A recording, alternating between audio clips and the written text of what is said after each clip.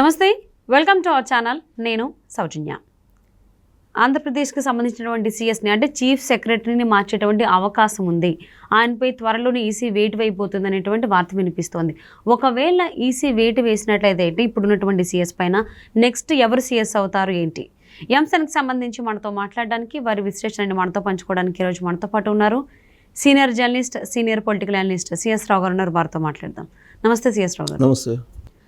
ఇప్పుడున్నటువంటి ఏపీసీఎస్ ఎవరైతే ఉన్నారో ఆయన పైన కొన్ని ఆరోపణలు ఉన్నాయి. సో అందుకోసమని ఈసీ ఆయన మార్చేద్దామని చెప్పి ఆలోచిస్తోంది.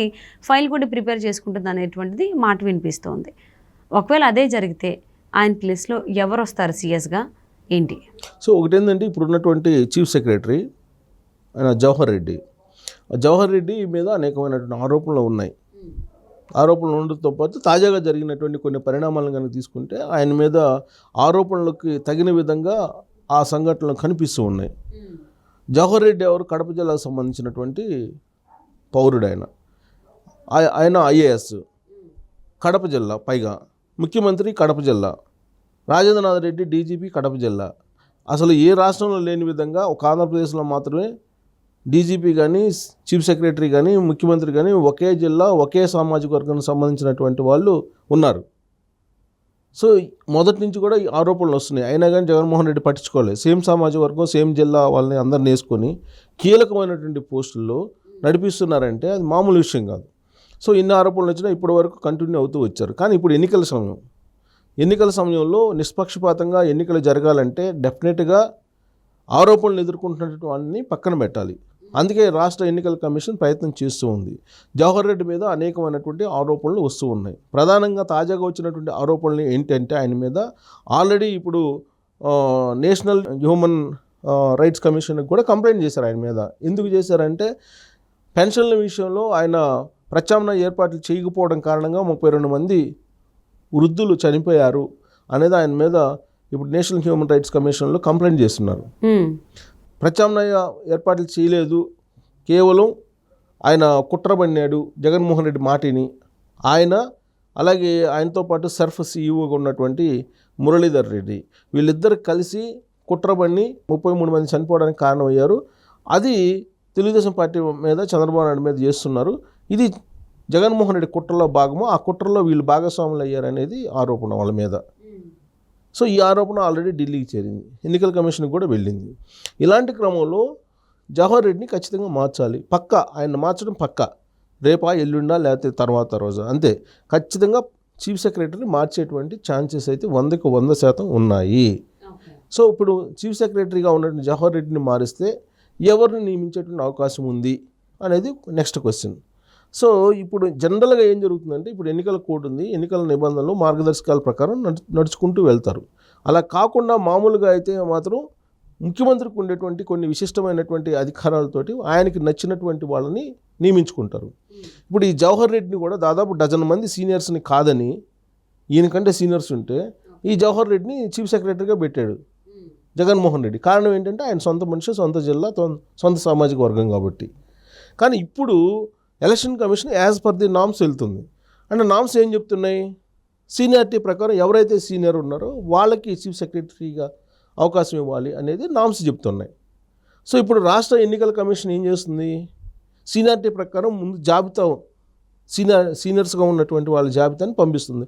ఒక 3 పేర్లు పంపిస్తుంది. 3 పేర్లు పంపిస్తే ఈ ముగ్గురులో ఒకళ్ళు చీఫ్ సెక్రటరీని చేస్తుంది.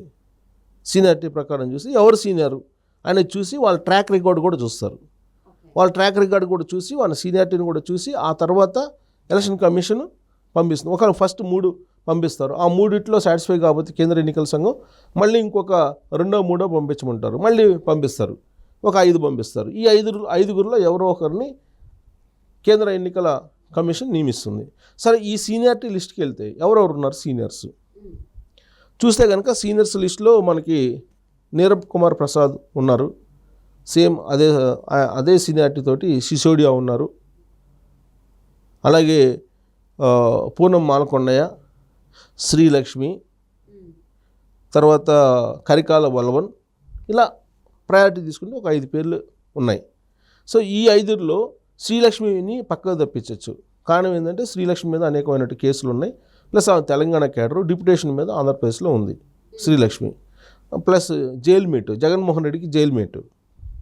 ఓబులాపురం గనులకు సంబంధించి ఆవిడ మార్గదర్శకాలకు విరుద్ధంగా, చట్టానికి విరుద్ధంగా, నిబంధనలకు విరుద్ధంగా అనుమతులు ఇచ్చారని చెప్పి అప్పట్లో గాలి జనార్దన్ రెడ్డి, తర్వాత ఈ కేసుల్లో ఆవిడ ఉన్నారు, నిందితురాలు ఆవిడ ఆల్రెడీ జైలుకి పోయించారు. జగన్మోహన్ రెడ్డితో జైలుకి పోయించిన వాళ్ళల్లో ఈవిడ కూడా ఉన్నారు.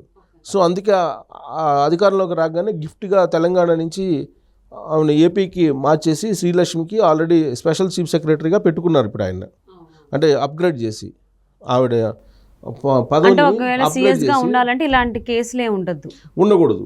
ఓకే, ఎన్ని సంవత్సరాల ఎక్స్పీరియన్స్ ఉండాలి ఒకవేళ సీఎస్ గా? ఒకవేళ సీనియర్ ఉన్నటువంటి ఐఏఎస్లో సపోజ్ ఒక 200 మంది ఐఏఎస్లు ఉన్నారు అనుకోండి ఏపీలో, ఈ 200 మందిలో ఎవరు సీనియారిటీ ఉన్నారు? ఓకే, అంటే ఒక 20 years 25 years అలా ఎక్స్పీరియన్స్ జనరల్గా అంతే ఉంటుంది, 20-25 years ఉంటుంది. ఎందుకంటే ఇప్పుడు ఆల్రెడీ 84 బ్యాచ్ నాకు తెలిసినంత వరకు, ఎవరు సిసోడియా కానీ, తర్వాత ఈ నీరబ్ కుమార్ ప్రసాద్ కానీ, పూనం మాలకొండ కానీ, వీళ్ళందరూ కూడా. సో సీనియారిటీ ఎవరు, ఇప్పుడు ముందు ఎవరు జాయిన్ అయ్యారు, తర్వాత వీళ్ళ ట్రాక్ రికార్డ్ ఏంది, వీళ్ళ ట్రాక్ రికార్డులో ఏమేమి ఉన్నాయి, మధ్యలో ఏమైనా కొన్ని అబ్జెక్షన్స్ ఉన్నాయా, కోర్టు కేసులు ఏమైనా ఉన్నాయా, ఆరోపణలు ఉన్నాయా ఏమైనా, ఇవన్నీ చూస్తారు. ఇవన్నీ చూసి క్లీన్ చిట్ ఉన్నటువంటి వాళ్ళకి ఇస్తుంటారు. అయితే సీనియారిటీకి ఫస్ట్ ప్రాధాన్యత ఇస్తుంటారు.